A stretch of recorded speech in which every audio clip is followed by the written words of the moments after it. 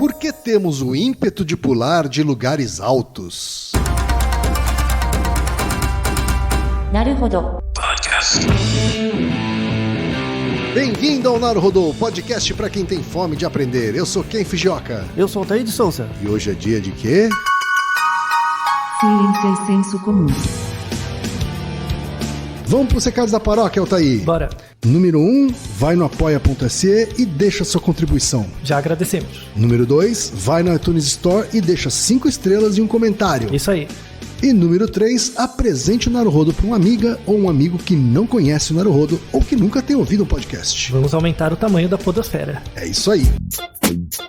Antes da pauta, mais um recado. Naruhodo está abrindo espaço para os podcasts das Minas, porque representatividade é importante também na podosfera. O destaque de hoje vai para o podcast Olhares, comandado pela Aline, pela Luíse, pela Lígia e pelo Marcondes. Ouça o recado que a Aline Hack deixou para você, ouvinte do Naruhodo, e conheça o podcast Olhares. Olá, eu sou a Aline Hack, host do Olhares Podcast, e tenho um convite para você. Faça a si mesmo a pergunta: se eu fosse feminista, como veria o mundo? O Olhares trata de forma clara e educativa as pautas feministas, para transformar a visão do mundo sobre o papel da mulher na sociedade, suas conquistas e perspectivas, partindo de conceitos até chegar às verdadeiras lutas. Conheça mais sobre o Olhares em olharespodcast.com.br e nas redes sociais pelo perfil @olharespodcast. Um pouco de feminismo não faz mal a ninguém, e muito feminismo faz bem para todo mundo. Siga também a hashtag Mulheres Podcasters e encontre casts incríveis e variados apresentados e produzidos por elas. Venha construir novos olhares com a gente. Olhares Podcast. Só de ouvir, dá pra ver que é diferente. Em primeiro lugar, há que se dar razão a Kierkegaard. A angústia se distingue do medo porque medo é medo dos seres do mundo, e angústia é angústia diante de mim mesmo. A vertigem é angústia na medida em que tenho medo, não de cair no precipício, mas de me jogar nele. Uma situação que provoca medo, pois ameaça modificar de fora minha vida e meu ser. Provoca angústia na medida em que desconfio de minhas reações adequadas a ela. A vertigem se anuncia pelo medo. Ando por uma trilha estreita e sem parapeito, à beira de um precipício. O precipício me aparece como algo a evitar, representa um perigo de morte. Ao mesmo tempo, imagino certo número de causas independentes do determinismo universal e capazes de converter essa ameaça em realidade. Posso escorregar em uma pedra e cair no abismo. A terra friável do caminho pode desabar aos meus pés. Através dessas previsões, apareço a mim mesmo como uma coisa. Sou passivo com relação a tais possibilidades, que me atinge de fora, na medida em que sou também objeto do mundo, submetido à atração universal, e elas não são minhas possibilidades. Neste momento surge o medo, que é a captação de mim mesmo, a partir da situação, como transcendente e destrutível em meio aos transcendentes, objeto que não tem em si a origem de sua futura desaparição. Altair, esse texto aqui, cabeça... Filosófico, né? Existencialista. Isso. É o texto original de uma parte do livro Ser e o Nada, do Sartre. Pois é. Pra quem nunca teve contato, nunca ouviu, tem uma parte do Sartre e ele falava mais ou menos desse jeito. E aí, Altair, mas o que esse texto tem a ver com a pergunta de ouvinte que a gente recebeu? Então, tem que falar a pergunta primeiro. Ah, é? É claro. A pergunta veio da Laura Inafuco. Ela é bibliotecária, tem 29 anos e é de Marília, interior de São Paulo, Altair. Um abraço pro pessoal de Marília. Um abraço pra todo mundo do interior. Ela diz o seguinte: queridíssimos Ken e Altair, em primeiro lugar, gostaria de parabenizá-los pelo excelente Naruhodo e agradecê-los pela divulgação científica que vocês fazem e pela companhia no trajeto que faço de casa até o trabalho e vice-versa. Essa é a meta, esse é o objetivo. É muito bom fazer companhia pra vocês, viu? É. Em segundo lugar, tem uma questão pra vocês. Toda vez que estou no alto de um prédio e olho pela janela ou sacada, me bate um medo e ao mesmo tempo uma vontade de pular. Eu não sei o que acontece, é uma atração meio bizarra. O mesmo acontece quando estou numa plataforma e vejo o trem vindo, e me vem um medo e vontade de pular na frente. Eu já li um pouco sobre isso e tem uma expressão em francês para isso. La peur du vide. Isso. Isso é normal ou é um tipo de tendência suicida? Devo me preocupar e buscar ajuda psicológica? E aí, Altair? Que essa ciência tem alguma coisa a dizer sobre isso? Muitas coisas. Muitas coisas? É assim, você deve se preocupar no sentido de tentar entender, porque é um fenômeno psicológico muito interessante, assim. Que se repete, assim, né? Sim. Não é só dela isso. Não, né, Altair? você tem, por exemplo, você já sentiu essa vontade? Já senti. Mas você sentiu e deixou de sentir, ou você sempre sente? Teve um período da sua vida que você sentia? Isso, teve um período da vida que eu senti. E quando era era mais jovem. Mas você era adolescente, Não, jovem? já era adulto, mas jovem adulto. E você associa esse período em que você sentia isso com alguma fase da sua vida? Você trabalhava muito, trabalhava pouco? Ou era... Eu sempre trabalhei muito, então... Mas era mais do que o seu normal, assim? Não sei te dizer. Você se sentia mais impulsivo? Eu não consigo associar com essas épocas, assim. Né? Mas tinha, de fato, um período. Tinha. Acho que era uma época em que eu estava mais agitado, assim, sabe? Eu tinha uma...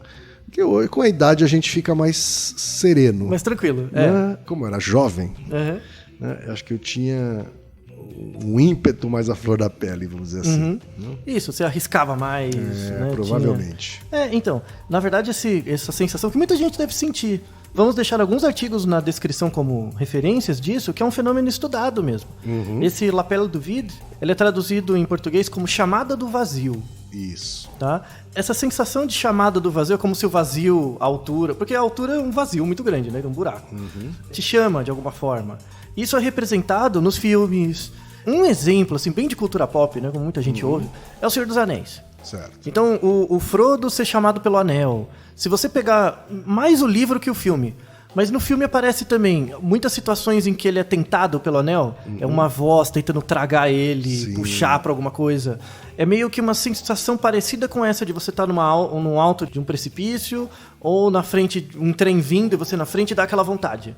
Tá? Tem a morte, às vezes, representada também no cinema desse jeito, Isso. né? Assim, venha para a puz. Isso, venha para a luz. Venha pra gente, entre pela porta, passe pelo portal, algo assim. É verdade. E isso é uma sensação que a gente tem e é normal. Então, primeira coisa para desmistificar.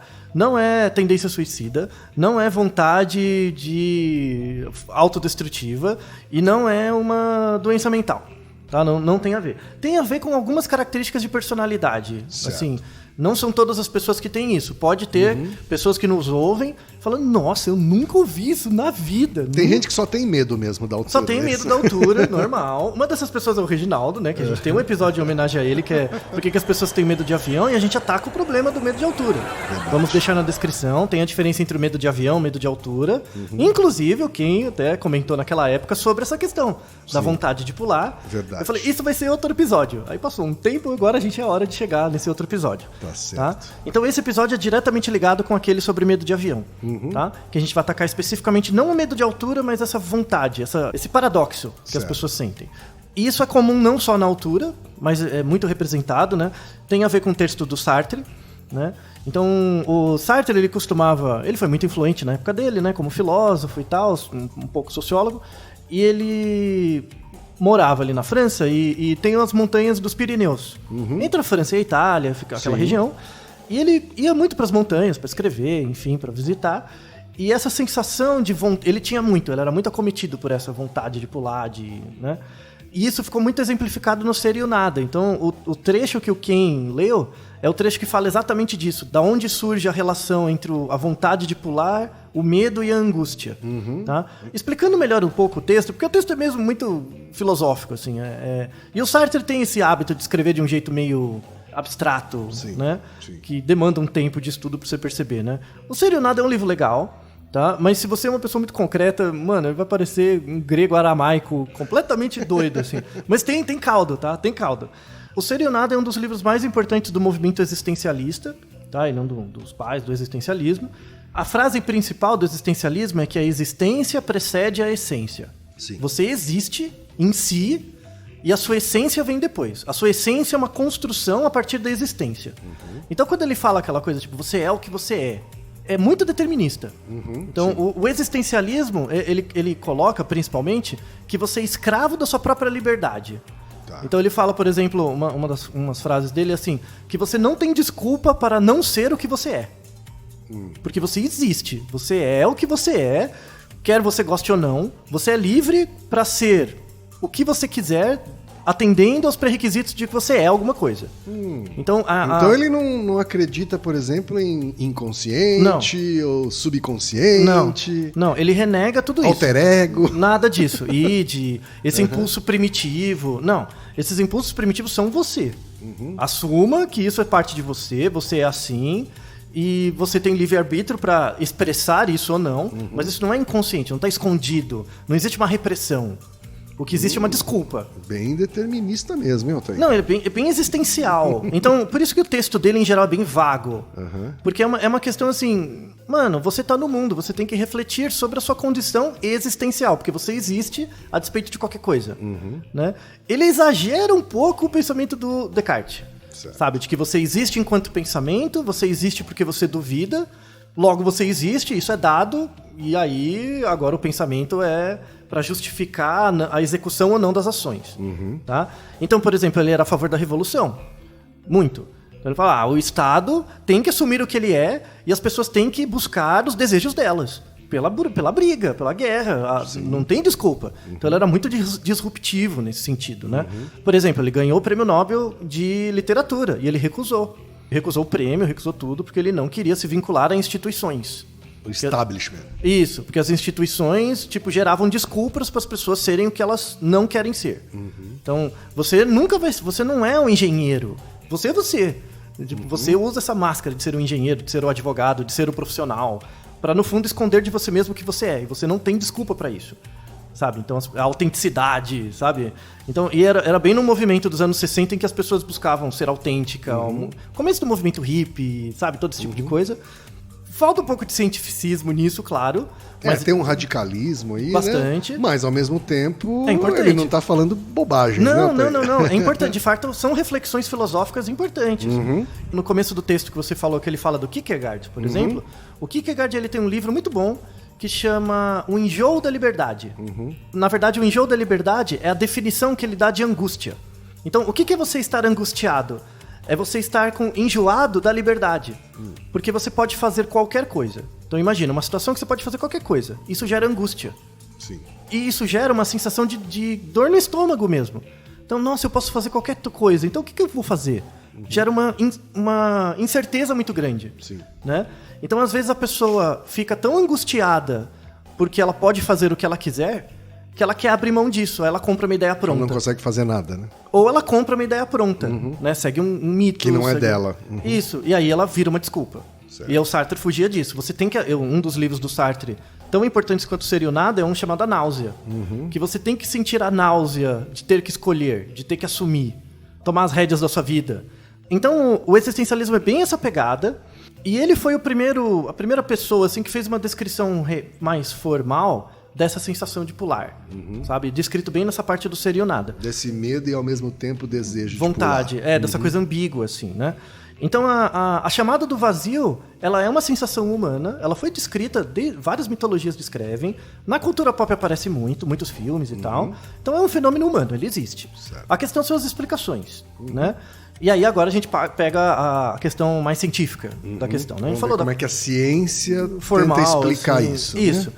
Então, os primeiros estudos, são dos anos 80, 90, tentam descrever, por exemplo, a prevalência de pessoas que sentem isso. É recente, então, né? Recente.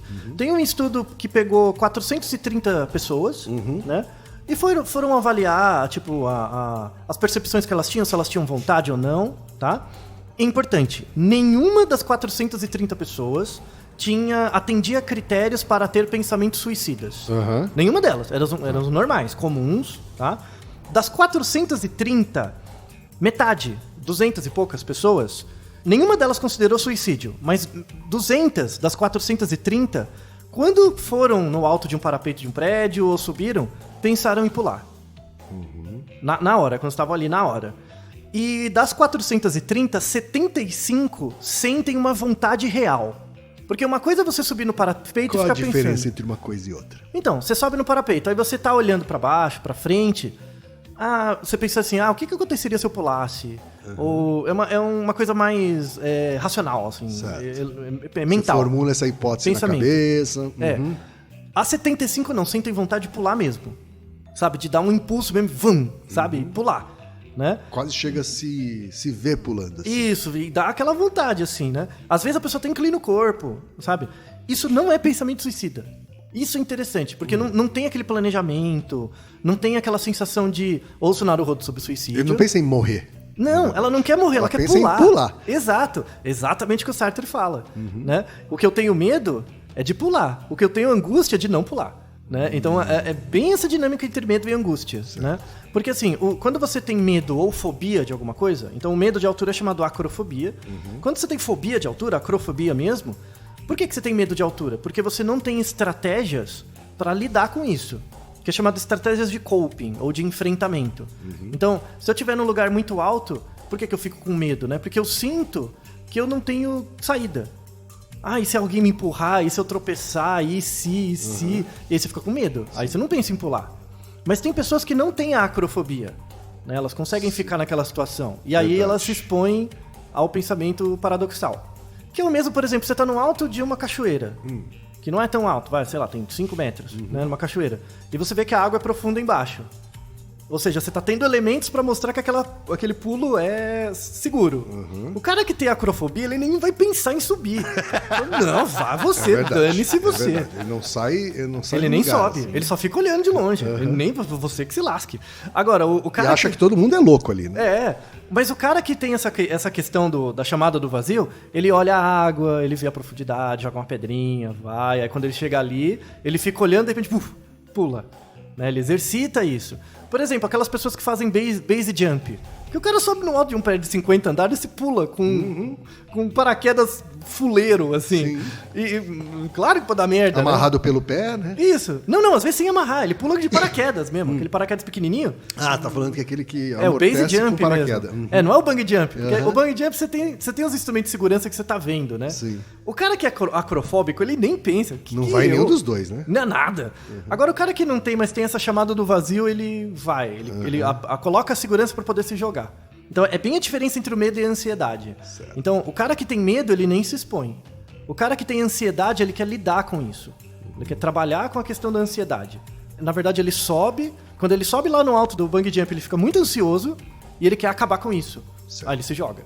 Ele podia ter morrido? Podia, mas não né? Mas ele tenta evitar isso. Por isso que não é ligado ao pensamento suicida. Certo. Mas pode dar ruim. Pode dar ruim. Pois é. Né? A gente vai deixar na descrição, tem uma ponte nos Estados Unidos, no interior dos Estados Unidos, que eles não sabem por quê, não se tem um estudo formal. Talvez seja pela questão da geografia, do rio, alguma coisa assim, que é a ponte em que as pessoas sentem mais vontade de se jogar. Assim, as pessoas andam na ponte, dá vontade. Nessas pessoas têm vontade de dar vontade. Inclusive, teve um cara pulou, gritou Yahoo! E morreu. Caiu na água, morreu, era alto, não é baixo. Claro. Morreu. Se a altura for muito grande, a água é praticamente um cimento. Né? Isso, e caiu ali, caiu fedendo, morreu. E vou fazer o quê? Você vai dizer que o cara se suicidou? Mas não, na verdade ele evitou a angústia dele.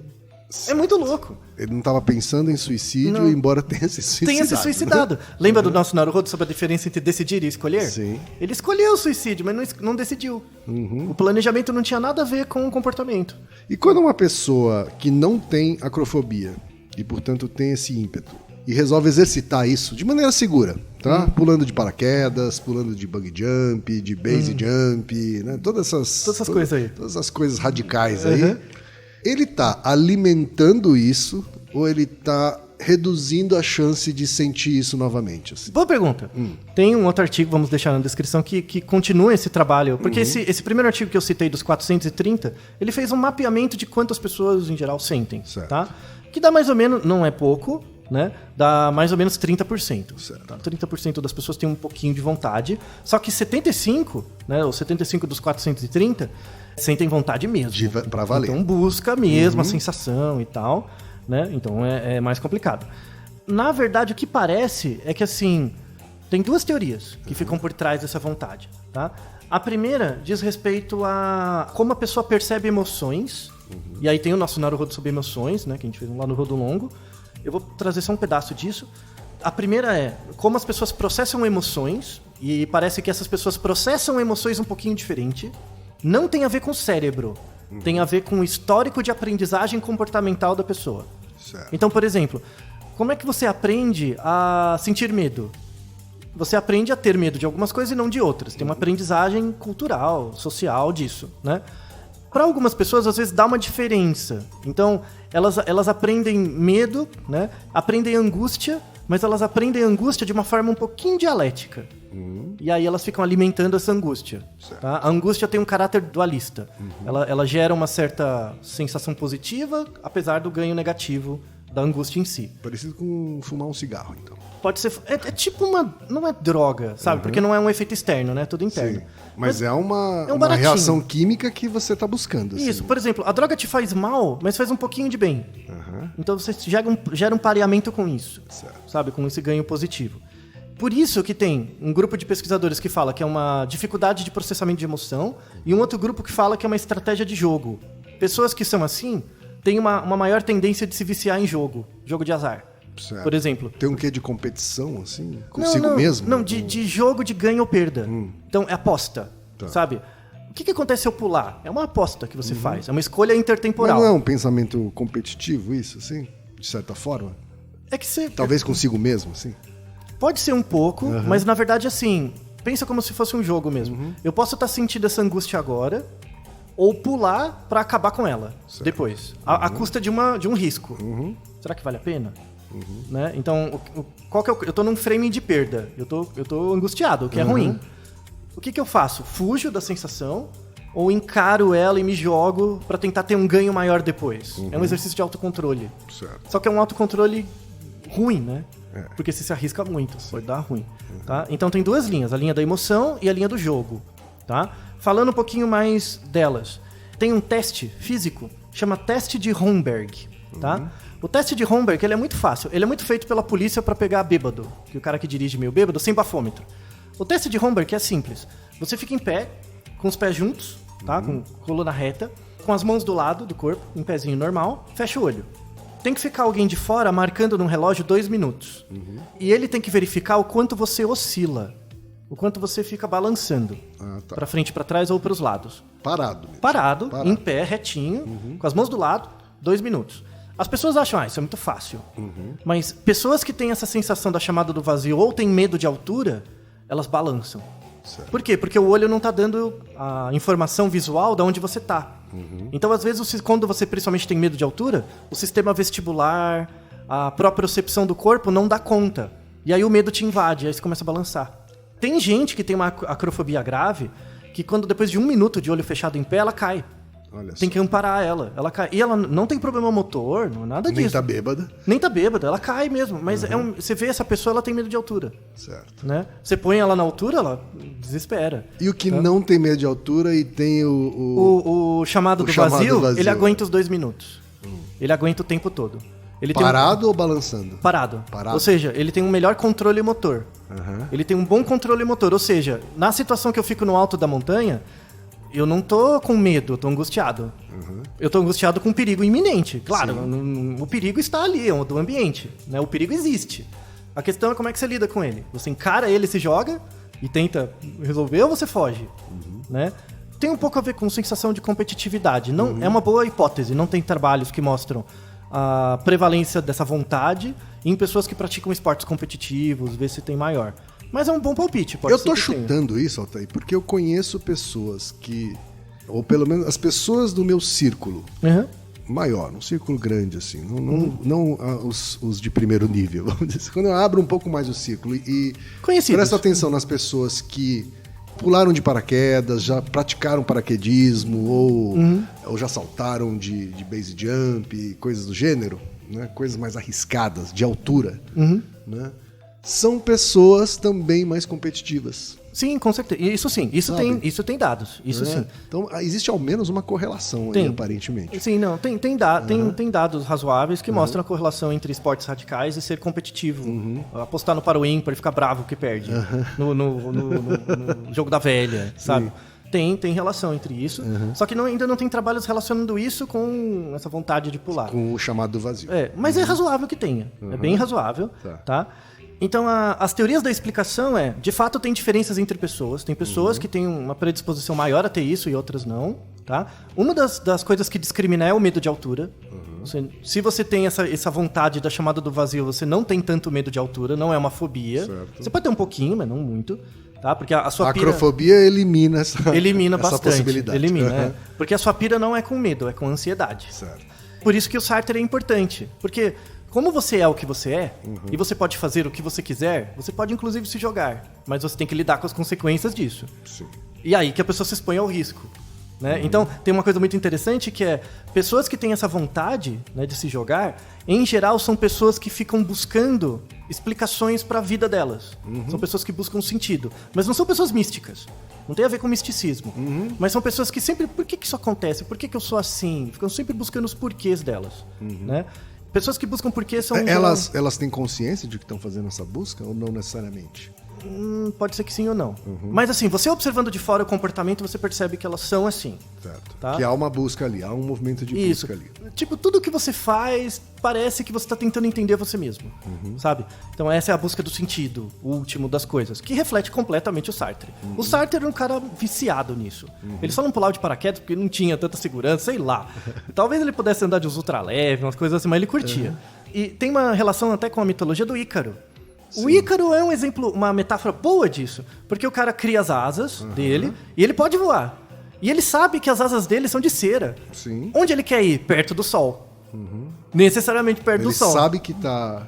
Ele tá jogando... Correndo risco. Isso, ele não tem medo de pôr as asas e sair voando, sendo que é algo completamente inédito, né? E ele consegue. Pô, ele podia estar feliz com isso. Ou seja, ele não tem o medo. Mas ele não se satisfaz com isso. Ele quer a angústia. E aí chegar perto do sol. E aí o que aconteceu? Se fudeu. Basicamente isso. Que desgraça. Então cuidado, não chega muito perto do sol. Né? É basicamente isso. Não chega muito perto. Quanto mais perto do sol, mais você se queima. Exato, é claro.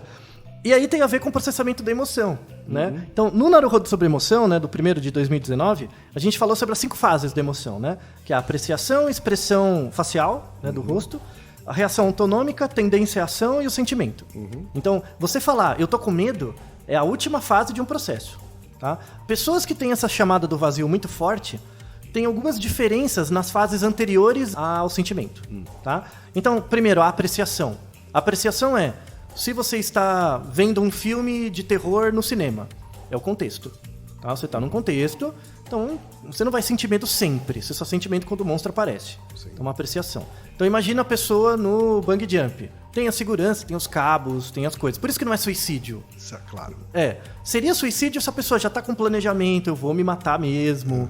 Eu não quero pular, eu não gosto de pular. Ela quer morrer, na verdade. Ela quer acabar com o sofrimento, é outra pegada. Então, a apreciação já é diferente, tá? Aí tem a expressão facial. As expressões faciais de pessoas que têm chamada do vazio são diferentes das pessoas que têm medo ou que têm angústia, mas que não têm vontade de pular. Seria muito interessante fazer um estudo de eletromiografia facial, porque é bem diferente. Então, Diferente em que sentido? Assim? As expressões faciais das pessoas que têm medo são a expressão claramente de medo mesmo. Sim. Angústia é intermediário, mas as pessoas que têm isso têm uma expressão de surpresa. Mais do que de medo. Mais do que de medo. É surpresa com o inesperado. Certo. Sabe? Uma sensação, nossa, eu não estava esperando isso, e agora? E fica naquele chove, não molha. Né? Então, a expressão já é diferente. A reação autonômica é igual. Né? Sentir queimação, suar e tal. A reação autonômica é igual. Mas como a expressão é diferente, a tendência à ação, que é a fase 4, é diferente. Certo. Então, um cara que tem medo, ele vai ter a mesma reação autonômica de quem tem angústia. Né? Vai ter a mesma reação.